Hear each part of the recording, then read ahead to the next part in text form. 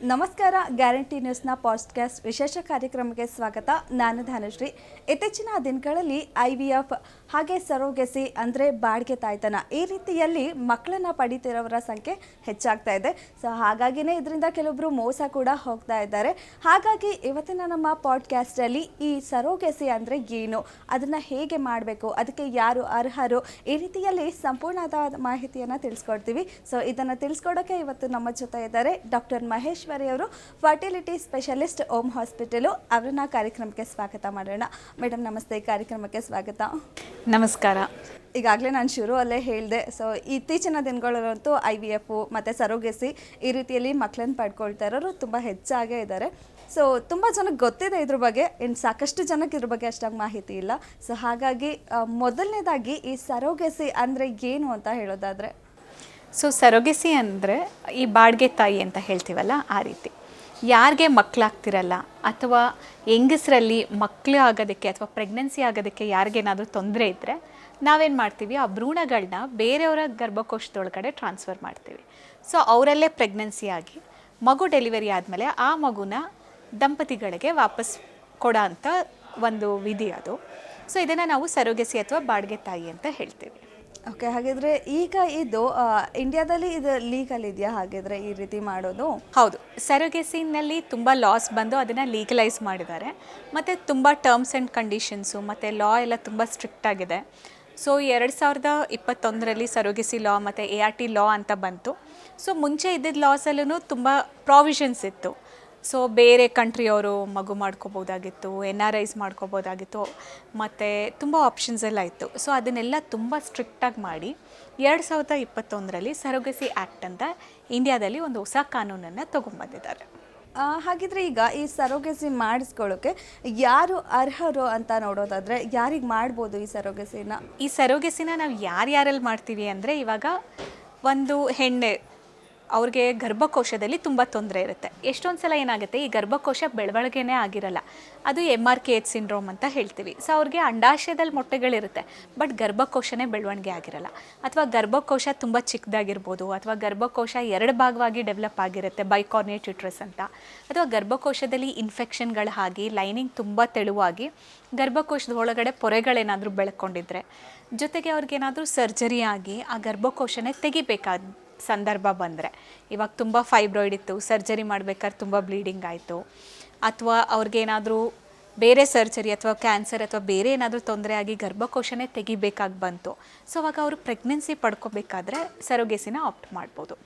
ಇನ್ನೊಂದು, ಹೆಂಗಸರಲ್ಲಿ ತುಂಬ ಏನಾದರೂ ಅವ್ರಿಗೆ ಪ್ರೆಗ್ನೆನ್ಸಿ ಆದರೆ ಅವ್ರ ಪ್ರಾಣಕ್ಕೆ ತೊಂದರೆ ಇದೆ ಅಂತ ಏನಾದರೂ ಕಂಡೀಷನ್ಸ್ ಇದ್ದರೆ, ಅದರಲ್ಲಿ ಯಾವುದೋ ಈ ಹಾರ್ಟ್ ಪ್ರಾಬ್ಲಮ್ಗಳಿರುತ್ತೆ, ತುಂಬ ಸಿವಿಯರ್ ಕಿಡ್ನಿ ಪ್ರಾಬ್ಲಮ್ಸ್ಗಳು, ಲಿವರ್ ಪ್ರಾಬ್ಲಮ್ಮು, ಮತ್ತು ರಕ್ತ ಕಣಗಳದ್ದೇನಾದರೂ ತೊಂದರೆಗಳಿತ್ತು ಅಂದರೆ, ಜೊತೆಗೆ ಇಮ್ಯೂನ್ ಡಿಸೀಸ್ ಅಂತ ಹೇಳ್ತೀವಿ, ಅವ್ರ ಬಾಡಿ ಮಗುನ ನಮ್ಮದಲ್ಲ ಅಂತ ರಿಜೆಕ್ಟ್ ಮಾಡ್ತಾ ಇರುತ್ತೆ, ಅಂಥ ಕಂಡೀಷನ್ಸಲ್ಲಿ ನಾವು ಸರೋಗೆಸಿನ ಹೇಳ್ತೀವಿ.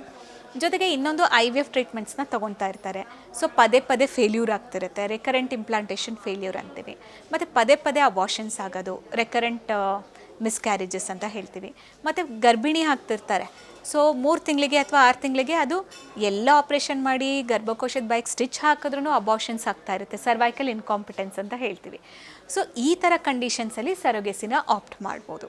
ಸೊ ಇನ್ನೂ ಒಂದು ಕಂಡೀಷನ್ ಯಾರಿಗೆ ಅಂದರೆ, ಇವಾಗ ಅವ್ರಿಗೆ ವಿಧವೆ ಆಗಿರ್ತಾರೆ, ಅಥವಾ ಅವರು ಮದುವೆ ಆಗಿ ಡಿವೋರ್ಸ್ ಆಗಿರುತ್ತೆ, ಪ್ಲಸ್ ಅವ್ರಿಗೆ ಈ ಥರದ್ದೆಲ್ಲ ತೊಂದರೆಗಳಿರುತ್ತೆ, ಸೊ ಅವರೂ ಸರೋಗೆಸಿನ ಆಪ್ಟ್ ಮಾಡ್ಬೋದು. ಈಗ ಹಾಗಿದ್ರೆ ಅವ್ರಿಗೆ ಹೆಲ್ತಿ ಇಲ್ಲ ಅಂದರೆ ಮಾತ್ರ, ಈಗ ಇಬ್ಬರು ಹೆಲ್ತಿ ಇರ್ತಾರೆ, ಹಸ್ಬೆಂಡ್ ಆ್ಯಂಡ್ ವೈಫ್ ಇಬ್ಬರು ಹೆಲ್ತಿ ಇರ್ತಾರೆ, ವಿಷಯ ಏನಂದರೆ ಪ್ರೊಫೆಷನ್ ವೈಸ್ ನೋಡ್ತಾರೆ, ಇಲ್ಲ ಬ್ಯೂಟಿ ವೈಸ್ ಆ ರೀತಿ ನೋಡ್ಕೊಂಡು ಇತ್ತೀಚೆಗೆ ಆ ಮಗು ಬೇಡ ಅಂತ ಅಂದ್ಕೊಂಡು ಅವರು ಸರೋಗೆಸಿ ಕೂಡ ಹೋಗ್ತಾರೆ. ಸೊ ಅದು ಕೂಡ ಮಾಡ್ಬೋದಾ? ಹಾಗೇನೋ ಇಂಡಿಯಾದಲ್ಲಿ ಮುಂಚೆ ಆ ಥರ ತುಂಬ ಸರೋಗೆಸಿ ಕಂಡೀಷನ್ಸ್ಗಳು ತುಂಬ ಇದ್ದವು. ಸೊ ಬಟ್ ಈಗ ಆ ಥರ ಇಲ್ಲ. ಸೊ ಇವಾಗ ಸರೋಗೆಸಿ ನಾನು ಹೇಳ್ದಂಗೆ ಯಾರ್ಯಾರಿಗೆ ಇಂಡಿಕೇಷನ್ಸ್ ಇರುತ್ತೆ ಅವ್ರಿಗೆ ಮಾತ್ರ ನಾವು ಮಾಡೋಕ್ಕೆ ಸಾಧ್ಯನೇ ಹೊರತು, ಸೊ ಅವ್ರು ತುಂಬ ಹೆಲ್ದಿಯಾಗಿದ್ದಾರೆ, ನಮಗೆ ಪ್ರೆಗ್ನೆನ್ಸಿ ಆಗಿಬಿಟ್ರೆ ನಾನು ಆ್ಯಕ್ಟ್ರೆಸ್ಸು, ಮಾಡೆಲು, ನನ್ನ ಬಾಡಿ ಡಿಸ್ಫಿಗರ್ ಆಗಿಬಿಡುತ್ತೆ, ಅಥವಾ ನಾನು ಪ್ರೊಫೆಷ್ನಲಿ ಬ್ರೇಕ್ ತೊಗೋಬೇಕು, ಆ ಥರ ಎಲ್ಲ ಇಂಡಿಕೇಷನ್ಸ್ಗೆ ಸರೋಗೆಸಿನ ಮಾಡೋಕ್ಕಾಗಲ್ಲ. ಈಗ ಹೇಳಿದ್ರಿ ನೀವು, ಸೊ ತುಂಬ ಕಂಡೀಷನ್ಸ್ ಎಲ್ಲ ಇದೆ ಸರೋಗೆಸಿ ಮಾಡೋಕ್ಕೆ ಅಂತ. ಸೊ ಏನೇನು ಕಂಡೀಷನ್ಸ್ ಇದೆ, ಲೀಗಲಿ ಕಂಡೀಷನ್ಸ್ ನೋಡೋದಾದರೆ ಏನೇನಿದೆ? ನಾವು ಸರೋಗೆಸಿ ಆ್ಯಕ್ಟ್ ಮತ್ತು ART ಆ್ಯಕ್ಟ್ 2021 ಪ್ರಕಾರ, ಸೊ ನಾನು ಹೇಳ್ದಂಗೆ ಯಾರ್ಯಾರು ಸರೋಗೆಸಿಗೆ ಹೋಗ್ಬೋದು ಅಂತ ತಿಳಿಸ್ಕೊಟ್ನಲ್ಲ, ಆ ರೀತಿ ಆ ದಂಪತಿಗಳು ರಿಜಿಸ್ಟರ್ಡ್ ART ಕ್ಲಿನಿಕ್ ಅಂದರೆ ರಿಜಿಸ್ಟರ್ಡ್ ಫರ್ಟಿಲಿಟಿ ಸೆಂಟರ್ಸ್ ಹತ್ರ ಹೋಗಬೇಕು. ಸೊ ಫರ್ಟಿಲಿಟಿ ಸೆಂಟರ್ನ ಹೆಂಗೆ ಚೂಸ್ ಮಾಡಬೇಕು? ಆ ಫರ್ಟಿಲಿಟಿ ಸೆಂಟ್ರಲ್ಲಿ ಕ್ವಾಲಿಫೈಡ್ ಡಾಕ್ಟರ್ ಇದ್ದಾರಾ, ಆ ಸೆಂಟ್ರಲ್ಲಿ ಎಲ್ಲ ಫೆಸಿಲಿಟಿನೂ ಇದೆಯಾ, ಪ್ಲಸ್ ಅವ್ರಿಗೆ ಲೈಸೆನ್ಸ್ ಇದೆಯಾ, ART ಲೈಸೆನ್ಸ್, ಲೆವೆಲ್ 3 ಲೈಸೆನ್ಸ್ ಅಂತ ಹೇಳ್ತೀವಿ, ಅದು ಗೌರ್ಮೆಂಟಿಂದ ಕೊಡ್ತಾರೆ. ಸೊ ಆ ಲೈಸೆನ್ಸ್ ಎಲ್ಲ ಇದೆಯಾ ಅಂತ ನಾವು ಚೆಕ್ ಮಾಡ್ಕೋಬೇಕಾಗತ್ತೆ. ಜೊತೆಗೆ ಅವರು ಮುಂಚೆ ಸರೋಗೆಸಿ ಸರ್ವೀಸಸ್ನ ಕೊಟ್ಟಿದ್ರಾ, ಮತ್ತು ಎಷ್ಟು ಜನ, ಅವ್ರದ್ದು ಸಕ್ಸಸ್ ರೇಟ್ ಏನಿದೆ ಹಾಸ್ಪಿಟ್ಲಲ್ಲಿ, ಇದನ್ನೆಲ್ಲ ದಂಪತಿಗಳು ತಿಳ್ಕೊಬೇಕಾಗತ್ತೆ. ಸೊ ಇದೆಲ್ಲ ತಿಳ್ಕೊಂಡು ಅವ್ರಿಗೆ ಲೈಸೆನ್ಸ್ ಇತ್ತು ಅಂದರೆ ಅಲ್ಲಿ ಹೋಗಿ ಅವ್ರ ಸಮಸ್ಯೆಗಳನ್ನ ಹೇಳ್ಕೊಂಡಾಗ ಸೊ ಅಲ್ಲಿರೋ ಡಾಕ್ಟ್ರು ಅವ್ರದ್ದು ಪರಿಶೀಲನೆ ಮಾಡ್ತಾರೆ, ಏನು ತೊಂದರೆ ಇದೆ. ಸೊ ಪ್ರೆಗ್ನೆನ್ಸಿ ಆದರೆ ಈ ತಾಯಿಗೆ ಏನಾದರೂ ತೊಂದರೆ ಇದೆಯಾ ಅಥವಾ ಪ್ರೆಗ್ನೆನ್ಸಿಗೆ ಏನಾದರೂ ತೊಂದರೆ ಆಗ್ತಾ ಇದೆಯಾ ಅಂತ ನೋಡಿಕೊಂಡು ನಾವೇನು ಮಾಡ್ತೀವಿ, ಒಂದು ಲೆಟರ್ನ ಬರ್ಕೊಡ್ತೀವಿ. ಸೊ ಗೌರ್ಮೆಂಟಿಂದ ಒಂದು ART ಬೋರ್ಡ್ ಅಂತ ಮಾಡಿರ್ತಾರೆ ಪ್ರತಿಯೊಂದು ಡಿಸ್ಟಿಕ್ಕಲ್ಲೂ. ಸೊ ಒಂದು ಬೋರ್ಡ್ ಕಮಿಟಿ ಅಂತ ಇದೆ. ಆ ಕಮಿಟಿನಲ್ಲಿ ಈ ಫರ್ಟಿಲಿಟಿ ಸ್ಪೆಷಲಿಸ್ಟ್ ಇರ್ತಾರೆ, ಲಾಯರ್ಸ್ ಇರ್ತಾರೆ, ಸೋಷಿಯಲ್ ಆ್ಯಕ್ಟಿವಿಸ್ಟ್ ಇರ್ತಾರೆ, ನಾರ್ಮಲ್ ಜನರಲ್ ಡಾಕ್ಟರ್ಸು ಇರ್ತಾರೆ. ಸೊ ತುಂಬ ಜನ ಸೇರಿ ಒಂದು ಕಮಿಟಿ, ART ಕಮಿಟಿ ಅಂತ ಫಾರ್ಮ್ ಆಗುತ್ತೆ, ಅಥವಾ ಸರೋಗೆಸಿ ಬೋರ್ಡ್. ಸೊ ಪ್ರತಿಯೊಂದು ಡಿಸ್ಟಿಕ್ಕಲ್ಲೂ ಇದೆ ಇಡೀ ಇಂಡಿಯಾದಲ್ಲಿ. ಸೊ ಇವಾಗ ಏನೇ ಪ್ರಾಬ್ಲಮ್ ಇತ್ತು ಅಂದ್ರೂ ನಾವು ಒಂದು ಲೆಟರ್ ಬರೆದು ಸರೋಗೆಸಿ ಬೋರ್ಡ್ಗೆ ಆ ಲೆಟರ್ನ ದಂಪತಿಗಳು ತೊಗೊಂಡೋಗಿ ಪ್ರೊಡ್ಯೂಸ್ ಮಾಡಬೇಕು. ಸೊ ಅವಾಗ ಅವರು ಎಲ್ಲನೂ ಪರಿಶೀಲಿಸ್ತಾರೆ. ಸೊ ತಾಯಿಗೇನಾದರೂ ತೊಂದರೆ ಇದೆಯಾ, ಪ್ರೆಗ್ನೆನ್ಸಿ ಆದರೆ ಅವ್ರಿಗೇನಾದರೂ ಲೈಫ್ ಥ್ರೆಟ್ನಿಂಗ್ ಕಂಡೀಷನ್, ಅವ್ರ ಜೀವಕ್ಕೆ ಏನಾದರೂ ಅಪಾಯ ಬರುತ್ತಾ, ಸೊ ಅದನ್ನೆಲ್ಲ ಕಂಡೀಷನ್ ನೋಡಿಕೊಂಡು 2 ಸರ್ಟಿಫಿಕೇಟ್ಗಳನ್ನ ಕೊಡ್ತಾರೆ.